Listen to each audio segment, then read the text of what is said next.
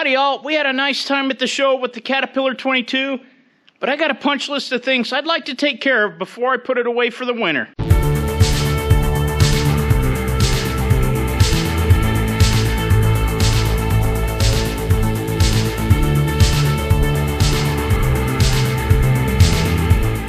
We're still accumulating tools and parts to build a track press pin to get 4G Lefty in order.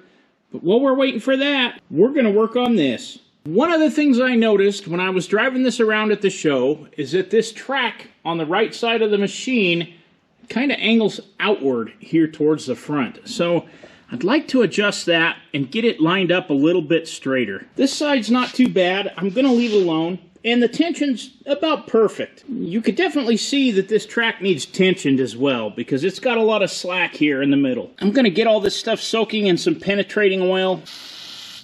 My dad always called this stuff Blasto. And my grandfather calls it, well, he calls it Tiger.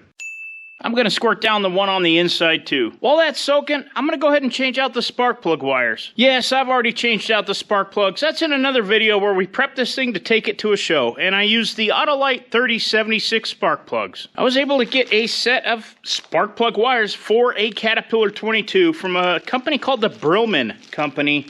They shipped it very fast and they had several options. But these are the kind of the replica cloth coated wires. I don't know, I'm a little nostalgic that way. First thing I need to do is take off this spark plug cover, which I've been told we're actually lucky to have this because most of them aren't on the tractors. Alright. One thing I've been advised is to be very careful with this distributor cap on this magneto. They're very fragile, they're Bakelite, and if you break it, there's no such thing as a replacement for this anymore. I'm going to start up front here. So this wire goes into the bottom corner of the magneto back there. I bet you this guy is it. Yep, I would say so. So the end just has the clip that clips on the spark plug. And this other end down here, we got to kind of put it together. You can see the copper electrode in the middle of the wire there. They gave us these rubber boots. So I'm going to go ahead and put that on first. And I am not an expert on these type. I've put a few of these together you guys have seen for the hit and misses and such. I'm going to go ahead and split this each direction like that. And then I'm going to stab it in the middle with that little tooth in this fitting. Just like that. Till it's flush like that. Then I'll just bend these together. And that should do it. That should give us the contact we need. And then when you plug this into the distributor cap, it'll hold the teeth on the side in there and keep it from pulling apart. You can kind of feel it snap in there. I know you guys can't see it. It's back there in that dark part of the hole. Okay, then I give it a little tug to make sure it's tight. Then I can scoop my boot down in there and cover the end of that up. Maybe you can see it down in there. It's the one back there in the corner. Now I'm going to just route my wire up here into the front spark plug. That little Pac-Man looking thing, it just kind of clips on there. Now these spark plugs, the end of them does unscrew, and you can unscrew it, put that on there, and then screw that nut back onto it. It's kind of neat to note, somebody marked these 3, 1, 2, and 4 back there. There's little notches notched out in the plastic where each one connects. The wires are all on there. It's weird how they run there. That guard that goes on the front kind of holds them where they need to be. The next thing that I want to fix on here is I'm going to put a temperature gauge in here. I've already got the correct housing here, so I'll take these screws out, and you're probably wondering what kind of gauge I'm going to use. Well, I have that covered by accident. You might remember when we did the gauges over here on Lefty that I used the smaller gauges, and these are official Caterpillar gauges, not aftermarket. But I ended up using one right here that was a lot longer than I needed it to be. To run up here along the engine block and up into the water neck on the top of the radiator. But I had bought the one that was actually the updated part number for this tractor. And it turns out it was about 4 inches short of making it all the way up there. The good news is I still have that gauge, and I had one over there that will work that is an official Cat gauge, but this isn't one I'm going to see if it'll fit on this Caterpillar 22. This is a 224-3342 gauge. You can see right here, just in front of the name plaque, right there, that this wire is the sending unit that's supposed to go to the gauge, and it goes in there right below the water neck, and it goes along the block through the firewall, and there's plenty of holes over there in the firewall that we can feed it through. And back here into our gauge cluster. Now this radiator cap is another thing I'm hoping to address sooner rather than later, but you can see I've got antifreeze in there above the level of where that gauge has to go in. So I'm going to have to drain this down a little bit. Pretty sure that this is our drain for the radiator. I'll get a bucket under here and we'll get it drained down. There's absolutely nothing wrong with this antifreeze, so I'm going to save it, I'll strain it and put it back in here. Okay. That's not a good sign. That looks like mud, which is not uncommon because a farmer would use ditch water if that's all they had.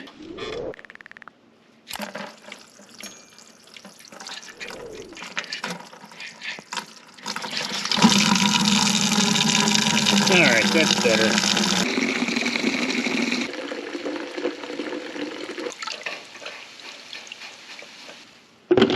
Okay, now I gotta get that out of there. Interesting how that flange that the water net comes up and out of is actually cast into this head over here. You know, that was my guess. My first guess here was 15/16 because the D4 loves 15/16, but that's bigger than 15/16. Inch and an eighth. My iron micrometer is way off today. Yeah, just as I suspected.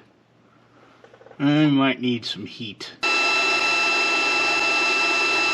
Well, I got this thing out. I'm going to heat up this stud here too, see if I can break it loose in a little bit. Might need to weld a nut on that stud. I'll try my stud remover if there's enough room in there. We'll see. But let's see if that water neck nut is loose. There it goes. Nope. I'm going to have to grind that off and weld a nut on it. Let's pull this nut out of here with the sending unit on it. Got it loose. Okay. You know what? I think I have one of those new washers. This is really just like the one on our D4, so I'm hoping we can get what's left of this sending unit out of here, and the other one will screw in there just fine. Yay! I'll clean these threads out in here, and let me go get one of those gaskets. I knew almost immediately that that gasket there is a 2B5721 because I just did an inventory on all the parts that I have left, because I always ordered a couple extras, the smaller stuff, when we did Lefty. Before I get too carried away with this, I better stretch out that sending unit and make sure it's going to make it all the way up there. I don't want to do this again. That one's definitely too short.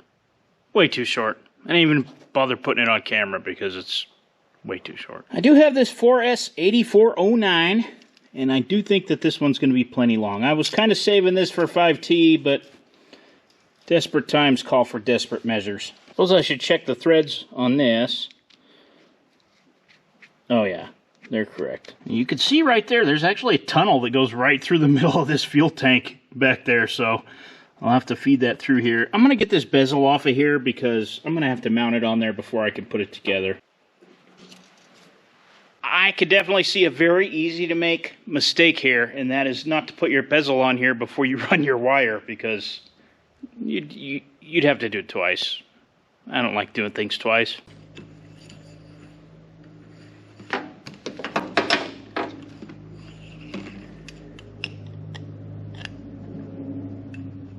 I'll go ahead and get my bracket on here just snugged up, because I'm going to need to adjust this later. And most of these gauges come with these brackets and the nuts. In fact, there's another little package in there with them. And then I'll have to align this gauge in between these 4 holes as close as I can get it, and it really doesn't look terrible right there actually, because if you get it off a little bit, then you notice it forever. Every time you get in the machine, you notice it. There's a clamp right here. I got to pull this nut off. This is what the sending unit was running through, and I suppose there's supposed to be one on the back. If I can get that nut off on the back, I'll put one back there too. Got my new gasket on there, and you better believe I'm going to put some of this sensor-safe thread sealant on here.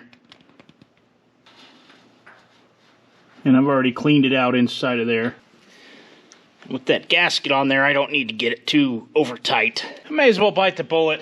I'm going to have to take these off too.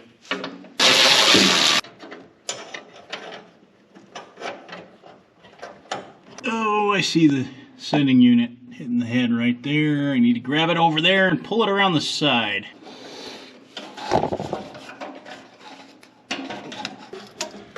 Run this down here. Back behind the carburetor, I've got a clamp that goes on here. Don't think this will fit back here behind this. No, that nut won't go through there, definitely. So, let this run down here and up in front of here, right back in here. Just like so. That won't be too bad. Yeah. Sensor safe thread sealant. You know it. I shouldn't be going tight enough that it distorts the nut. I'm going to call that good. Now I've got this clamp that was already on here. I'm just going to repurpose it as a rubber grommet. Rubber grommet. Right there. And I'll put that right there. Hard for you folks to see probably, but right there's a nut. I'm going to take that off so I can put another clamp down below there. Looked out and I actually found a clamp off of one of the 7Js, and all I did was cut a piece of silicone pipe and slid it right here so I can run the sending unit through the middle of it, and I'll bolt it back up. Very nice. That clamp blends in just fine back there. I think I've got that centered about as good as I'm going to get it. So I'm going to flip it over here and tighten down these nuts on the back. I know this isn't right and proper, and this is the only place I really deviated on Lefty over here, but I'm going to use these self-locking nylock nuts just for ease of operation.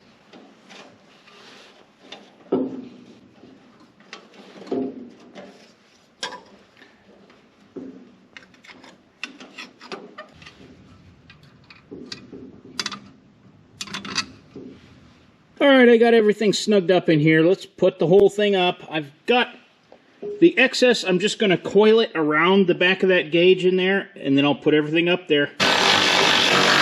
Well, that's better than nothing, literally. Over here on Lefty, you can see right there, and what I did was put a piece of stainless steel all thread that I cut to put in there to fix that, and I chased the threads. It's perfect. It works fine. And now I need to contend with the one here on this 22. And that plan can go sideways really quick, or it could work out just fine. We're about to find out. But the first thing I'm going to do is stick some rags in here to cover up those radiator cores so I don't get any dirt or debris inside the radiator. I don't have good hopes for this first one, but this is a farmer favorite. Yep. Vice grips. And these have been around a while. They got about every color of paint of tractor there is.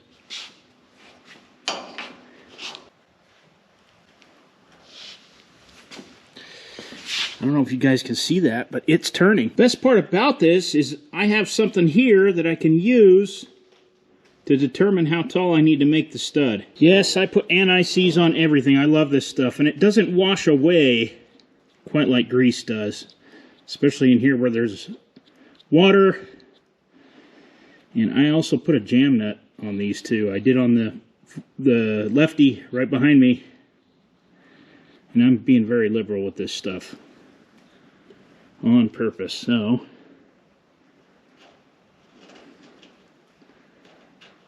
I thought about putting a helicoil in here, but these threads are good enough that they don't need it. I like to have it about a 1/4 inch below this flange right here.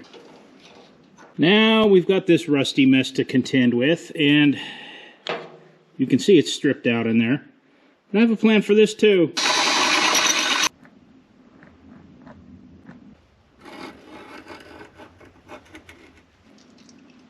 Looks like I need some more helicoils. That's my last one out of there. I'm surprised how well this actually took threads.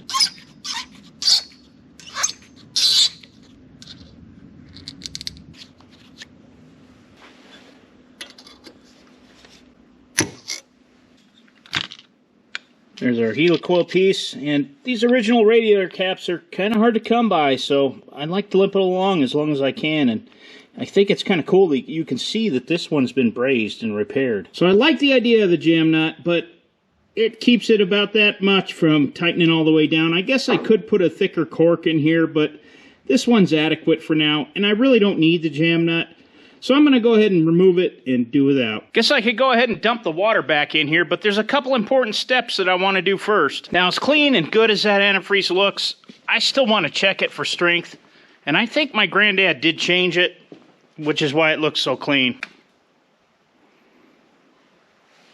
Looks like this antifreeze is good to about -7 Fahrenheit and -22 Celsius. And I don't know if many of you know, but they cross over at 40 degrees. They're exactly the same. 40 below. This one's for you, Grandpa, and I know you're going to watch this. This is radiator anti-rust and water pump lubricant. And Dad and I used to tease Grandpa about buying cases of this stuff and dumping it in everything. But Grandpa, we get it. It says to shake the container well. One of these containers, it says it will do up to 12 quarts, but we're going to be a lot more than that. I think this is going to hold about 5 gallons of coolant, so I'm going to go ahead and dump 2 of these in there. It looks like milk. And another one for my homie Grandpa. This funnel's got a screen in it, so it should catch all the larger debris that came out when we drained it. We managed to save about every drop. You can really see that kind of milky color of that lube and anti-rust, but that'll be good. It'll help keep these tanks from rusting out up here. Before I put the radiator cap on for the final time, you bet, nice and tight. No real good reason I can't put this spark plug cover on here yet. Now, these 2 were routed up here above the stud, and these 2 were routed down here below through the back of the cover and above that stud. So I'm going to go ahead and put it back on. I was actually going to replace that valve under the fuel tank that was seeping, but I noticed the packing nut was loose, so I snugged it up, and so far it's quit leaking. I'll keep an eye on it, but I think that was an easy fix. And let's see what we can do about the track tension on this side. Got the old drop forge Taiwan for another appearance here. I'm trying to kill this wrench, and it's not happening. I knew this was going to happen. I knew there was a reason I didn't put this thing away. Get your hot nuts here. Smoking hot nuts. Get them right here. Hot nuts coming through. Come on, drop forge, let's do our thing. I can see why this side never got adjusted. There it goes. Nothing that a 3-foot cheater pipe couldn't handle. Now, I'll be the first to admit, I've never done any track tensioning on a 22 or a D2 or anything like this. The D4, we've done it way too many times. So, I don't know if I'm doing this right. I don't have my books here yet. It needs a little tension, but it looks like that this needs to move towards the front of the machine, and that'll actually tip this back straight, and that should give us the tension that we're looking for in the middle too. Now, I'm guessing that if I turn this here, and this looks like a 1 5/8" wrench, and I've taken the keeper off, I've heated that nut down there. I don't know if that's going to matter, but I might need it to move. And I actually need to lengthen this. Huh. It moved. Scary skeletons and shivers down your spine. I can already tell this end is moving in a little bit. And I can see that the middle of the track is coming up. Now I've only went about 2 or 3 threads here. That's it. I can also see here that we've moved I don't know, about 1/8 of an inch or so. You'll also notice that right here, the track guard was rubbing on these pins here, and this is getting it further away. I think we're going the right direction. I need to go a little more. It's not quite there yet. Just check the other side, and the tension on the tracks are relatively the same. So, the same amount of deflection. I put a straight edge across there. I don't know. When I get the book, I'll look into it a little bit more, but for now, for this season, I can put it away. It's serviced. I fixed the punch list things that I wanted to. Let's start it up. Before I crank this thing over, I do want to say that I appreciate everybody's concern for my safety, watching me windmill this crank. I don't know. I don't know what I was thinking. You get frustrated, you do dumb things, you get complacent. No excuses. It was me. That was all me. Got the mag on. Got my new wires on here. Got our temperature sensor hooked up. Let's choke it just. Yeah, let's choke it. I'm going to shut the camera off. It's like ether for these things. Hold ya!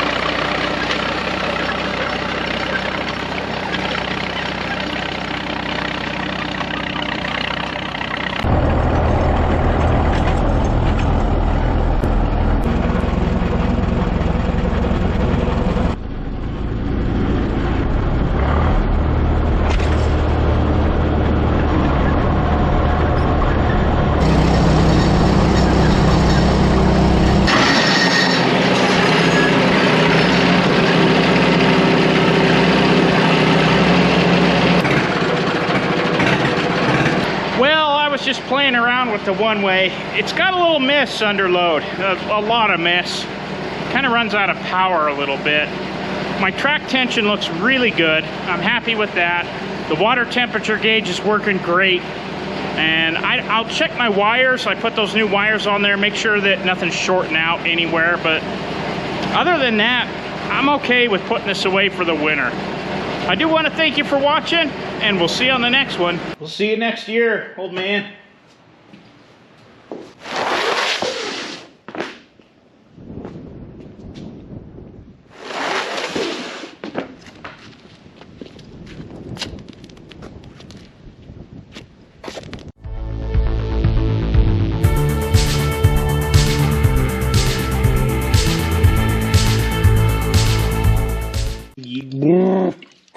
Every one of these I pick up. Yeah, it's the big can, but you only get out of it about what a normal size can has. Before I go any further on this, there's one thing I forgot to grease, and I'm surprised nobody called me out on this. That water pump. I forgot to grease the water pump right there. I'm gonna give it a couple of shots. That was one of those wake up in the middle of the night and remember something you forgot scenarios. Over here on lefty,